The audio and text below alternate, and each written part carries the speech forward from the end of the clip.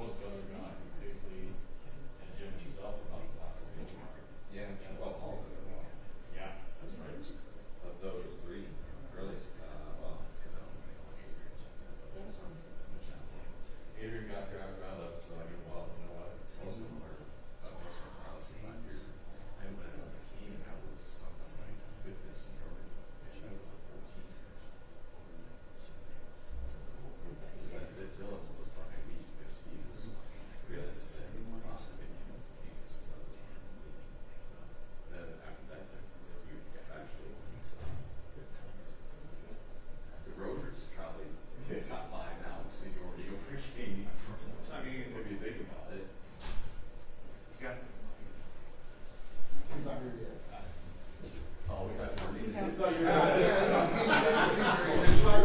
like that when it stood up. We were waiting for your comment.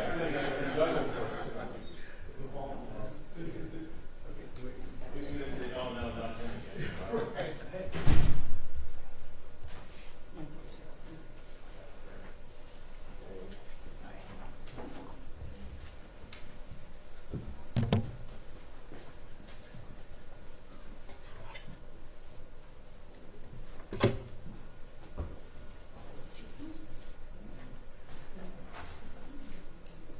Right now we're interviewing the invisible silent man.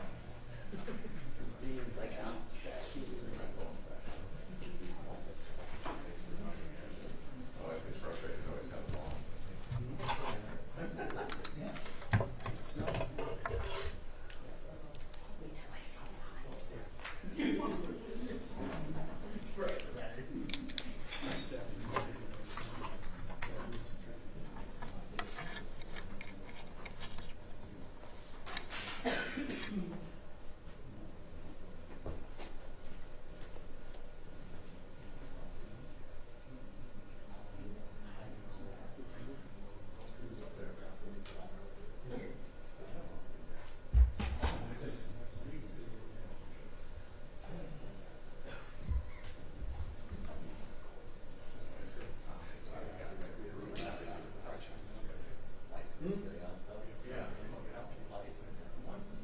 Always had. I don't know. It's always been the case, just Actually, I know, Tim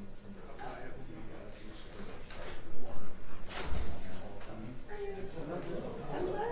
How are you doing? Good, how about you? Good to see you.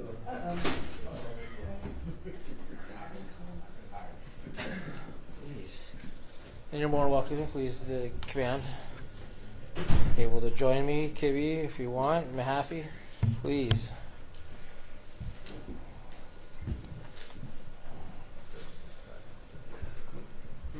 Good afternoon, everyone. I think people are wondering what I'm here to update you on, and actually want to update you on several arrests that we have made over this weekend that I think is just from some outstanding detective work and outstanding work by many of our officers, which actually were able to solve 3 homicide cases.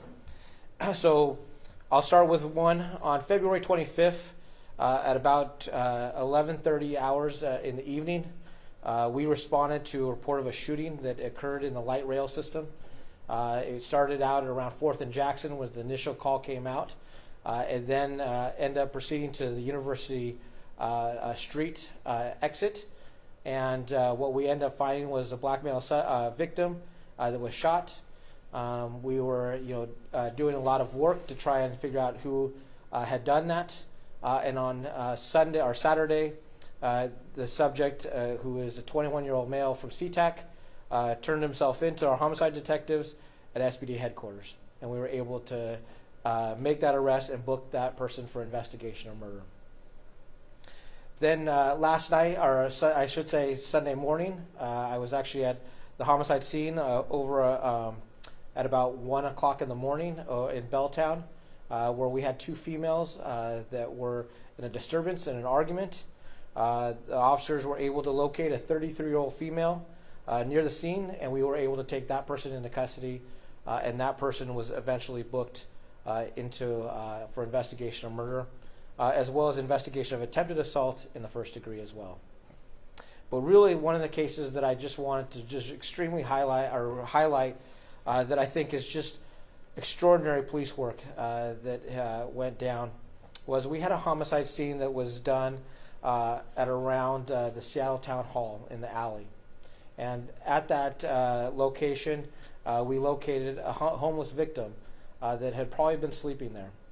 And at that time, we were trying to figure out, who had, done the actual act of the homicide.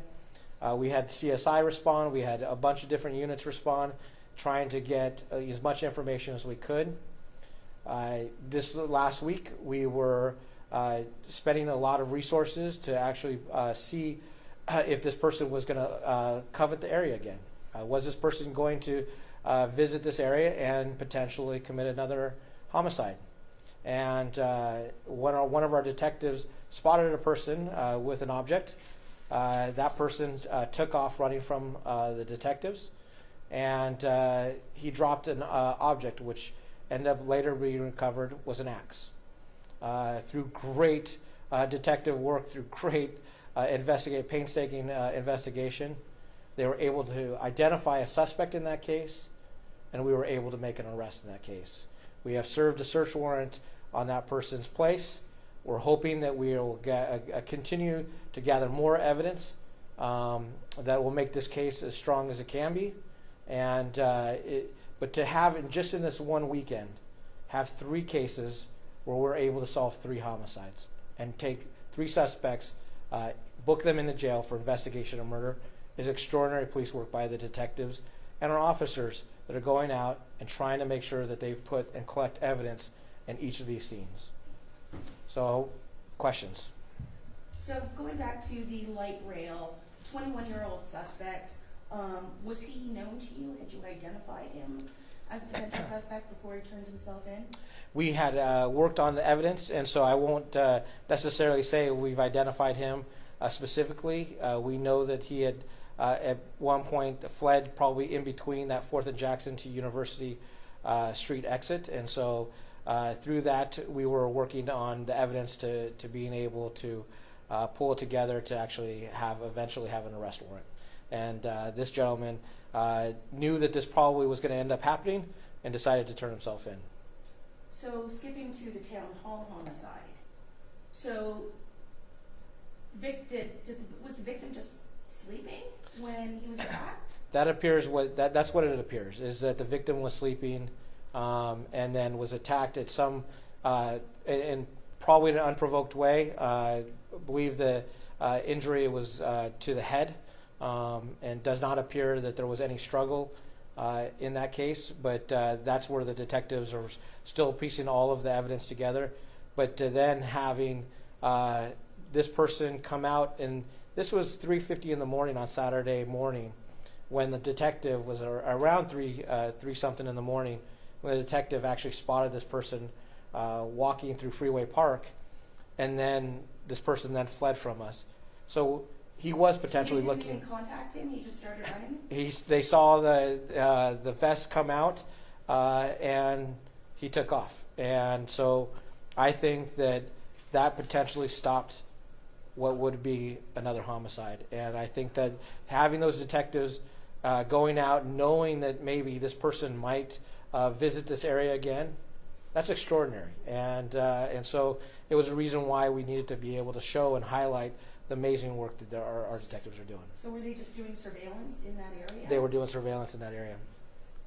Chief, it sounds kind of unusual that someone, like a crime of passion, where you get mad at someone and you do them harm. It almost sounds like the beginnings of a serial killer. He didn't know these people. Well, and that's the stuff that we're always looking at, and that's what is going to make this case, really unique. Was why would this person come back out to another location, and having a weapon that could possibly do another homicide? So I think that is what our detectives were really trying to make sure that they were going to try to stop, and just kind of, I think just from the work that they were putting together, they were just saying, hey, can we spend some time and go into this area where we had that one homicide, and maybe we can see if we can get any more evidence out of it. And so their intuition really worked well. And I think that, we'll be able to work hard on collecting that evidence and putting a good case together. Did the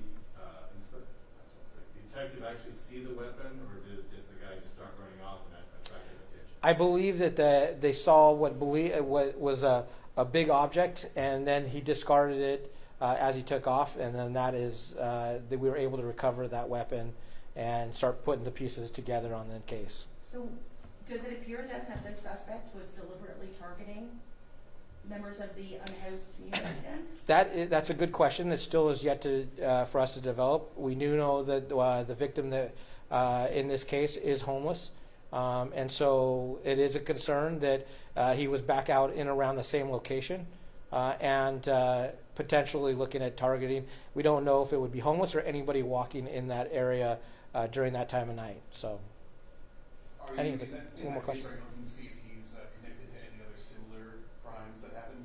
Yeah, just in like all other investigations, we look for previous cases to see if there's any links or potential associations of how people how murder cases have happened, and so we constantly do that, and that's one of the things that we're going to do in this case as well. And you mentioned that you guys have a search warrant for of his house or home Of his place. Are we to assume that he's not unhoused? Right now, we believe that he has a place of residence. Does not appear to be unhoused, but that will also be part of the investigation. But again, I just think we were able to acquire in a very, very short period of time a lot of information that allowed us to lead him to this potential suspect in this case, and I think it was really, really good police work. Do you have an age for that arrestee? I believe a 25-year-old male, obviously from Seattle. He is a Seattle resident. I believe the residence that we have is a Seattle residence, Okay. not too far from the homicide at the Seattle Town Hall. And where exactly did the homicide happen? Did it happen on a certain, it was in front of the town hall or on a certain? I believe there's an alleyway just on the, I'm not sure which side of it. I believe the west side of the town hall, and that's where I believe the person was sleeping and known to sleep there routinely. And then the suspect was found in Freeway Park. Yes. Well, we didn't take him into custody. We actually lost sight of him.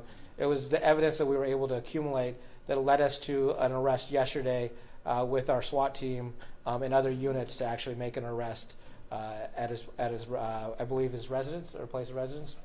Outside. Yep. So, thank you so much. I really appreciate it. Take care. Congratulations, Chief. Thank you. Can we just say, like, how does this stack up? Like, last year was so crazy, and I was hopeful things were going down, but homicides so far this year. We're actually a little under from Okay. previous years, and